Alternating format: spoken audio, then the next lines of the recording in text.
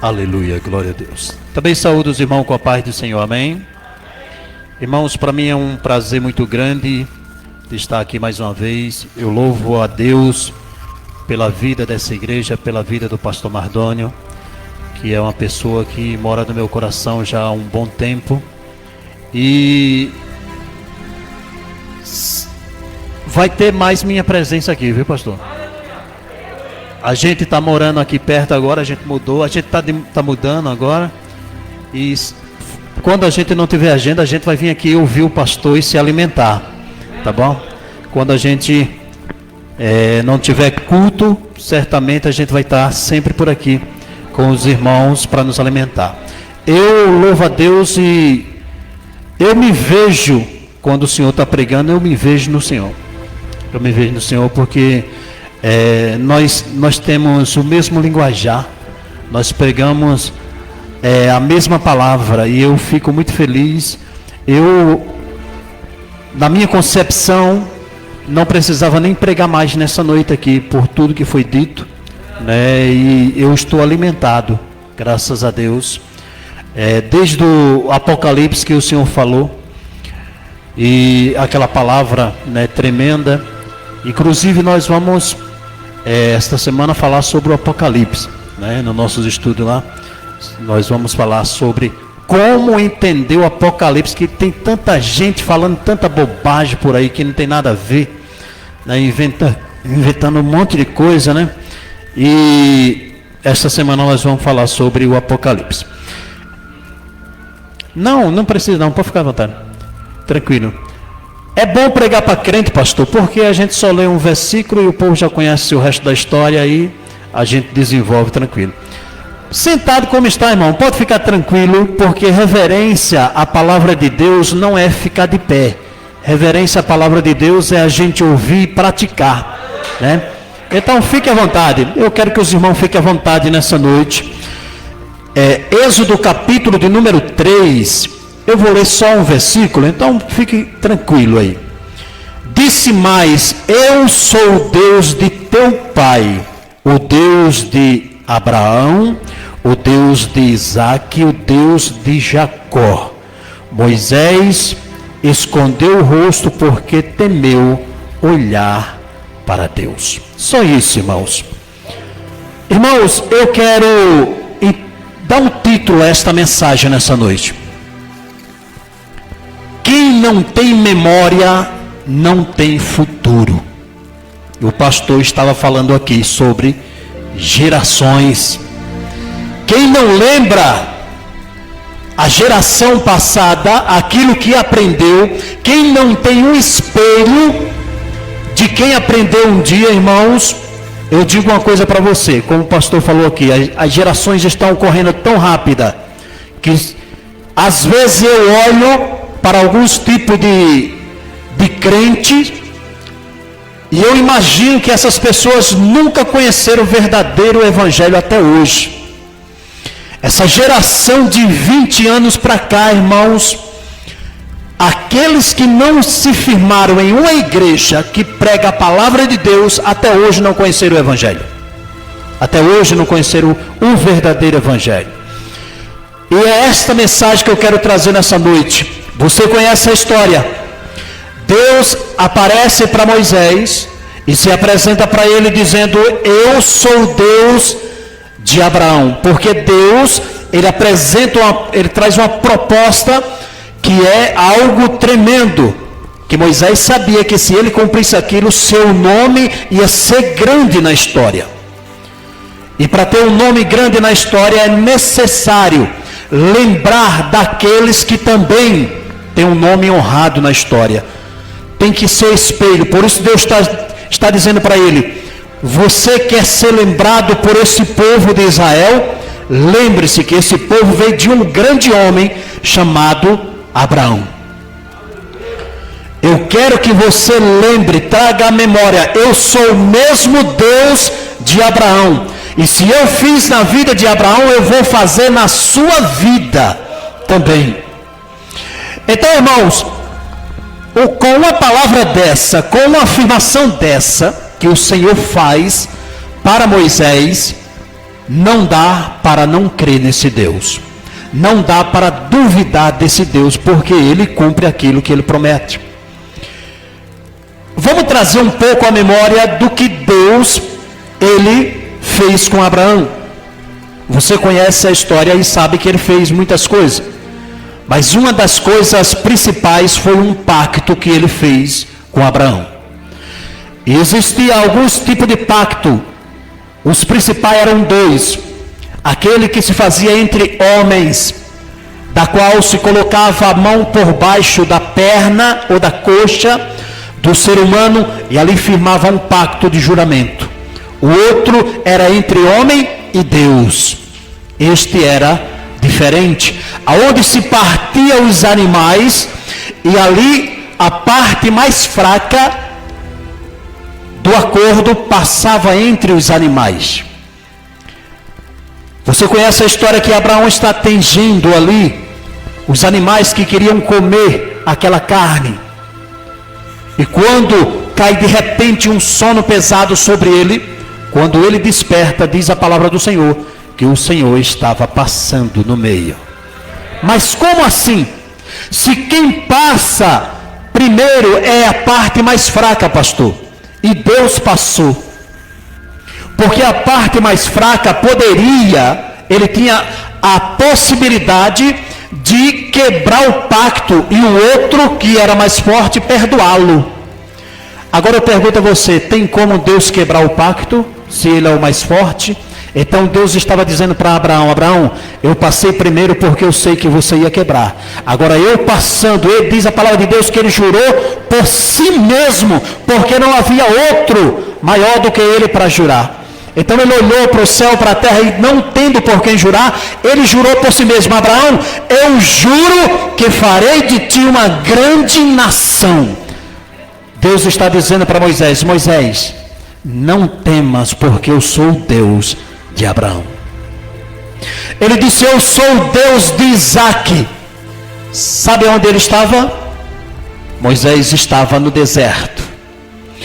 E Deus está dizendo para ele: você vai tirar o meu povo do Egito e vai atravessar esse deserto. Você vai me adorar aqui neste monte, no monte de Deus. Talvez passou na cabeça de Moisés: mas Senhor, se eu trouxer mais de 1 milhão de pessoas nesse deserto, eles vão morrer de sede. Aí Deus está dizendo: Moisés, eu sou o Deus de Isaque. Tu conhece alguém que cavava mais poço no deserto do que Isaque? Eu alimento o meu povo, eu dou água ao meu povo. Então não tema, Moisés, eu sou contigo. Assim como eu fui com Isaque, eu serei contigo. Eu cumpro a minha promessa. Eu não sei se você está pegando, mas a palavra de Deus diz, se você for ler aí o contexto do versículo antes, diz a palavra de Deus que Moisés levou as ovelhas por trás do deserto até o monte de Deus. Você pegou alguma coisa aí? Irmãos, o monte de Deus, a presença de Deus, a vitória de Deus, o lugar da adoração de Deus está depois do deserto, detrás do deserto. Tem muita gente, irmão, que quer gozar e desfrutar das bênçãos do Senhor, mas não quer passar o deserto. Só que a presença e o monte de Deus está depois do deserto. Foi para onde Moisés levou o rebanho do seu sogro. Foi aonde ele teve um encontro com Deus. Foi aonde Deus estava esperando ele para lhe fazer promessa e revelações tremendas. Mas Deus disse mais, disse Moisés: eu sou o Deus de Abraão, o Deus de Isaque e o Deus de Jacó. Talvez no coração de Moisés ele diga: Senhor, eu saí fugido de lá, pastor. Como é que eu vou voltar para lá? Eu vou morrer. Eles vão me matar. Aí Deus está dizendo: ô Moisés, eu sou o Deus de Jacó.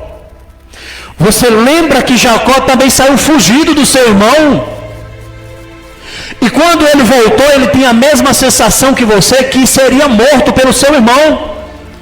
Mas eu poupei a vida dele. Eu estou dizendo: Moisés, vai, porque eu sou contigo. Eu estou fazendo aliança contigo, como eu fiz com Abraão. Moisés, não tema o deserto, porque eu vou ser contigo no deserto, como eu fui com Jacó, ou com Isaac. Moisés, não tema os que estavam lá, pensando que iam tirar a tua vida, porque assim como eu dei livramento a Jacó, eu darei também a você. Irmãos, esse é o mesmo Deus que nós servimos. Por que é que as nossas orações, eu vejo alguns crentes orando, ó Deus de Abraão, Isaac, Jacó? Não precisamos disso mais, irmão. Nós oramos em nome de Jesus. Sabe por quê? Porque Ele é o Deus de Abraão, Isaac e Jacó. E Ele é o nosso Deus. Nós não precisamos mais fazer um pacto com Ele, porque Ele já fez um pacto. E assim como foi dito aqui, não foi eu e você que escolhemos Ele, foi Ele quem nos escolheu. E se foi Ele que nos escolheu, irmão, nós temos vitória garantida. E como o apóstolo Paulo vai, como o irmão falou aqui no apóstolo Paulo, trazendo a memória ele novamente aqui, o apóstolo Paulo vai dizer que nós somos mais do que vencedores.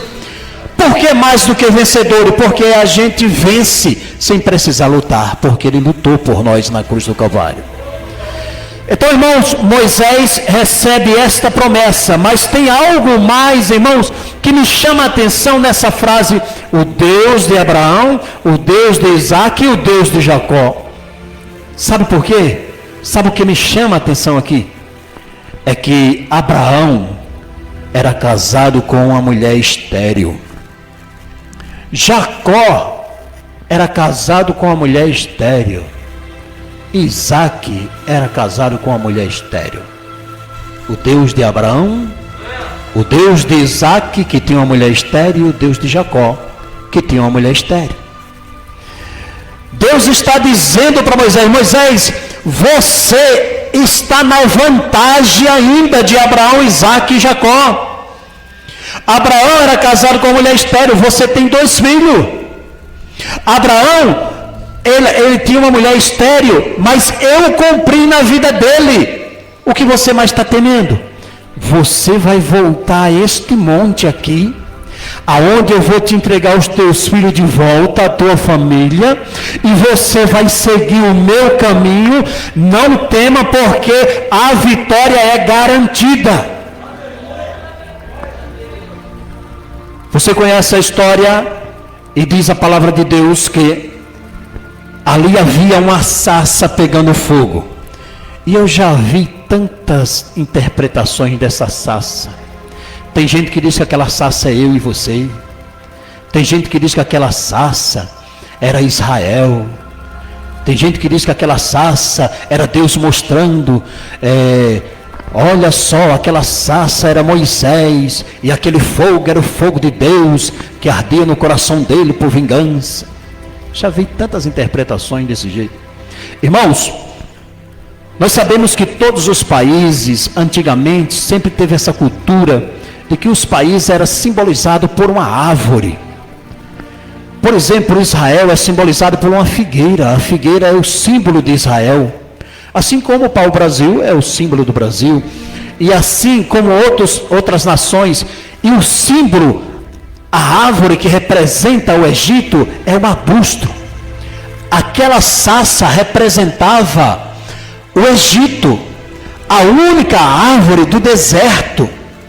Por que representava o Egito? E eu vou dizer para você, talvez você não concorde comigo, não tem problema. Representava o Egito, e no meio da sarça estava o fogo. O fogo representa o quê? Juízo. Era um juízo ardendo no meio do povo de Deus que estava no Egito, que estava no meio da sarça, só no meio, aonde estava Israel. A sarça não pegava o fogo, ou seja, o juízo só caía nos israelitas, mas não queimava o próprio Egito. O povo do Egito não sofria as consequências do faraó, mas quem sofria era quem estava ali no meio deles, aquela nação que antes entrou como convidada, mas agora era vista como inimiga. E Deus estava contemplando, ele disse: eu tenho contemplado o clamor do meu povo no Egito. Era isso, Deus revelando aquela imagem que Moisés estava vendo. Deus estava dizendo para ele: Moisés, olha para o Egito está lá, o juízo só cai diante do meu povo, o juízo está no meio, eles estão sofrendo, mas eu vou tirar com braço forte o meu povo dessa escravidão que eles estão passando. Eu não sei se você está passando por algo parecido com isso, mas tenha certeza que o mesmo Deus do Monte Horebe, que tirou o povo do Egito através de promessa feita naquele lugar, e aquele povo adorou a Deus ali depois, Ele está aqui no Monte Horebe dizendo hoje para você, que Deus vai tirar você também dessa situação, e você vai voltar aqui no Monte Horebe de Deus, para agradecer e para louvar o Senhor, por aquilo que Ele está fazendo nessa noite. Enquanto Moisés estava na presença de Deus, Deus já estava trabalhando no coração de Arão lá no Egito. Deus já estava trabalhando para que ele aceitasse, porque foi o único que acreditou nele. Quando Moisés traz a palavra, o povo aceitou, mas quando o castigo aumentou, quando o juízo aumentou no meio do povo, o povo abriu mão de Moisés. Quem é esse cara? Mas Arão ficou com ele até o final. Mas Arão acreditou de que Deus verdadeiramente tinha falado com o seu irmão, e que ele era a boca de Deus, e que ele fazia parte do projeto de Deus na vida de Moisés. Talvez você se sinta tão pequeno, mas saiba de uma coisa: quem sabe você não seja um Moisés, mas você pode agir como Arão de Deus aqui para ajudar o seu pastor. Você pode agir como Arão, não como Arão traidor lá na frente que faz um bezerro de ouro, mas sirva como aquele que crê, que acredita, e mesmo que você errar, Ele está aqui para te perdoar, assim como Moisés perdoou Arão. E que você possa caminhar firme com o seu pastor.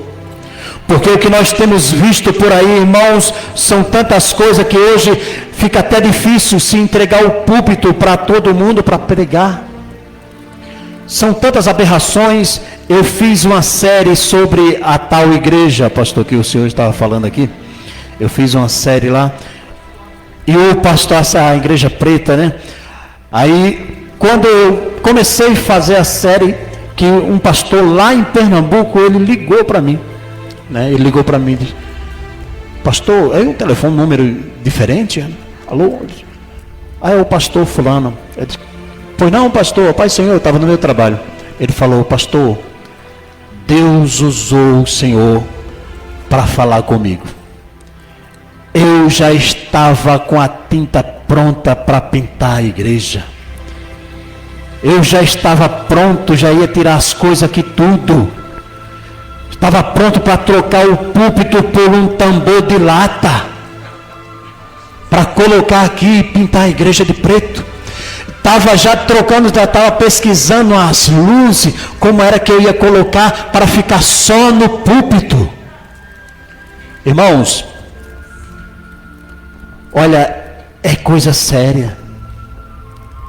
Eu não sou tão velho assim, mas eu já enfrentei mudança, como o pastor estava falando, que eu prego o evangelho desde lá da minha mocidade. E então nós enfrentamos, eu cresci em uma igreja pentecostal, uma igreja de renovação, uma igreja batista pentecostal de renovação, coligada à convenção nacional. E essa convenção um dia, permita-me usar assim essas palavras, mas foi o que aconteceu. Com a febre do G12, se contaminou e rachou. Uma igreja que era tão forte no Brasil, rachou em duas. Hoje é 3, 4, 5, 6, sei lá em quantas já estão. Quando vieram com a história, irmãos, desse moço, que eu não vou falar o nome dele aqui, mas todo mundo sabe, desse moço que está aí como uma febre na internet, E eu vejo todos, sabe, um monte de gente aí postando vídeo dele, falando bonito lá na sua igreja preta, que ele diz que agora descobriu, agora sim. Eu não era ninguém, mas quando eu recebi lá uns conselhos, me ensinaram assim, olha, a minha vida bombou. O cara está com mais de milhões, são milhares de seguidores, e os crentes postando pedaço de vídeo do TikTok dele aí, né, ele lá sentado com aquelas suas brusas todas floridas, aquele jovem lá, que fala bonito, e o povo fica chorando, emocionando. Irmãos, é bonita as palavras, é bonita. E o que tem por trás? Você sabe o que essa galera prega? Essa turma prega, irmão, que Jesus não morreu por igreja. Vai ler, vai estudar o que essa turma está pregando nas suas teologias. Pegar pedacinho de vídeo bonitinho, falando coisas bonitas, palavras empolgantes, é lindo, é maravilhoso. Agora vai ver a profundidade do que essa galera anda pregando por aí. Que Jesus não morreu por igreja, Jesus morreu por células. Que Jesus não veio aqui nesse mundo morrer por uma igreja. Nós somos a igreja de Cristo. A palavra de Deus diz: eu fundarei a minha igreja e as portas do inferno não prevalecerão contra ela, irmãos. E nós passamos por isso nos anos 90, um sofrimento, tantas lágrimas, tantos pastores e homens de Deus que tiveram que enfrentar isso, e a gente de uma pequena congregação ter que virar uma igreja do dia para a noite, pastor. Ficar independente, e Jesus sustentou, está lá até hoje, os irmãos, para a glória de Deus. Se desfiliou da convenção, mas não se desfiliou de Jesus nem do Evangelho. E o Senhor tem honrado lá até hoje, porque foram firmes na palavra do Senhor. Nós não aceitamos isso. Estão lá até hoje pregando o mesmo evangelho que se prega aqui. O mesmo evangelho de Jesus. O mesmo evangelho daquele Deus que fez promessa a Moisés. É esse evangelho que nós pregamos. É esse evangelho que transforma a vida. Eu cheguei a uma certa, porque a gente tem que se aprofundar. Irmãos, ser pastor não é fácil não. O pastor está falando aqui. É muito mais sério do que você que está aí no banco, aí muitas vezes só recebendo. Deixa eu contar algumas coisinhas para você. A gente tem que estudar a fundo essas coisas. E muitas vezes a gente tem que fingir até que estamos ali para aprender com eles, mas só para desmascarar depois. Que eu faço assim, a gente tem que estudar, irmão. A gente não tem que sair falando isso. Eu estudei 2 anos com a galera aí do sábado. Eu estudei vários anos aí. Então eu fico estudando assim à vontade, porque você também não pode pegar o microfone e ser irresponsável, chegar aqui e falar de uma coisa que você não viu, que você não presenciou. Eu não congreguei, irmãos, com essa galera. Eu estudei a fundo para poder falar o que eu falo hoje, porque eu fui ver lá na raiz. E então, irmão, veio o tal do G12 e a chamada hipnose, para enganar pessoas de que é Espírito Santo. E eu cheguei, conversei com um pastor, amigo meu, e eu disse: pastor, a igreja gostava muito da igreja dele, eu fui pregar lá. E ele disse: eu quero que você ensine esse povo aqui. Eu disse: ensina, pastor. Você vem dar um estudo aqui de 1 mês? Venham, em nome de Jesus. Eu sou o maior pentecostal do mundo agora, a partir de hoje. Pronto. Sou do reteté, que nem diz a história. Pastor, posso fazer isso? Eu quero que você faça o que você quiser. Beleza. Peguei o microfone, pastor. Comecei a falar com aquelas vozes, sabe? Eu saúdo os irmãos com a paz do Senhor. Nesta noite eu quero trazer uma palavra de Deus para você. E por aí se vai. Porque o cara fala normal assim como eu e você. Quando pega o microfone, parece que ele se transforma em outra pessoa, começa a falar com a voz, sabe? Então, beleza, mas tudo combinado, mas depois eu expliquei. Tudo combinado com o pastor. Eu disse: olha, pastor, vou mostrar para o senhor o que é hipnose e o que é Espírito Santo. preguei. Irmãos, mas o povo estava tão sensível, pastor, tão sensível, que meu Deus do céu. Antes de eu chegar perto das pessoas, as pessoas estavam caindo assim, ó. Meu Deus, como o povo estava enganado. Já estava acostumado com essas coisas, irmão. Não precisava nem eu botar a mão na cabeça da pessoa, as pessoas caíam no chão. Meu Deus. E o povo, ai meu Deus, que alegria, que culto maravilhoso. Aí depois voltei para aqui, para o altar. Eu disse, irmãos, agora vem cá. Tudo isso que aconteceu aqui não teve nada de Espírito Santo. Isso aqui foi tudo combinado, com permissão do pastor, para que eu possa dizer a vocês que isso aqui acontece em várias igrejas. Pessoas que dizem que isso é Espírito Santo. Pessoas que já andam com a toalhinha, para quando as irmãs caírem, colocar por cima das suas pernas. Isso chama-se hipnose, irmão. Não é nem demônio, nem Espírito Santo. É técnica em que muitas vezes um psicólogo usa para trabalhar uma pessoa que está em depressão. Mas não tem nada a ver nem com demônio, nem com o Espírito Santo. E algumas pessoas usam isso. Veja aqui, eu não sei o que é que deu aqui. Isso fugiu da mensagem, foi embora. Então, veja que muitas pessoas usam isso para dizer que é o Espírito Santo de Deus, para dizer que é mais espiritual do que os outros. E o povo que não tem entendimento e conhecimento acredita nessas coisas e ficam até preocupados quando não cai. Porque o Espírito Santo de Deus batizou o outro e não me batizou. Irmão, isso não é batismo com o Espírito Santo. Isso chama-se hipnose. Uma pessoa hipnotizada, irmãos, ele faz qualquer coisa que você mandar. Ele imita até uma galinha se você mandar. Isso é uma técnica. E pastores, infelizmente, porque a gente tem que falar mesmo, irmãos, para que as pessoas, quando você não sair aí fora, dizer, olha, meu Deus, estou tanto tempo com o pastor Mardoni, eu nunca vi o pastor fazer isso. Olha como Deus usa. Não, irmãos, você tem um homem de Deus aqui que prega o Evangelho. O Espírito Santo de Deus, irmão, se Ele quiser aqui, Ele me faz voar aqui a qualquer momento, porque Ele quem manda na nossa vida. Agora, a gente ficar inventando coisas para chamar a atenção e dar uma de profeta, o que mais me dói é ver tanta gente que ainda hoje acredita nisso. Que ainda hoje segue essas coisas. Mas o Espírito Santo de Deus ainda tem homens e mulheres de Deus aqui na terra para desmascarar essas coisas e dizer, olha, te prepara porque Jesus está voltando e quando Ele voltar, Ele vai levar uma igreja redimida no sangue dEle. Por isso que muitos chegarão naquele dia e dirão, irmão, em Teu nome profetizamos. Quem é que profetiza? É crente. Em Teu nome expulsamos demônio. Quem é que expulsa demônio? É crente. Em Teu nome fizemos maravilhas. Quem é que faz essas maravilhas?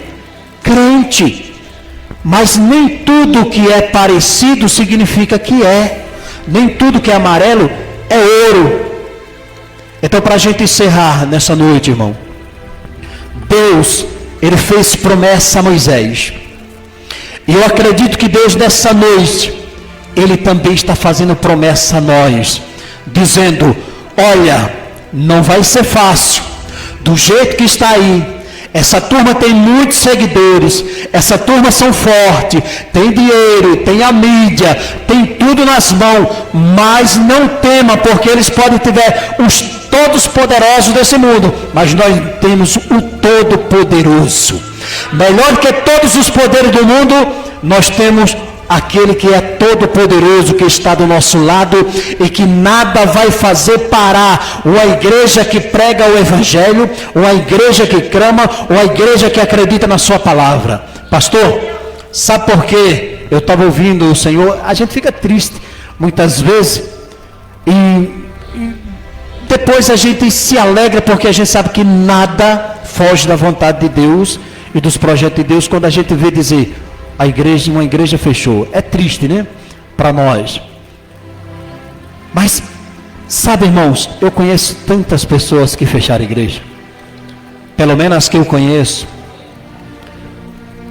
algumas pessoas que fecharam a igreja, escute isso aqui, é porque a igreja estava firmada, não no Evangelho de Cristo.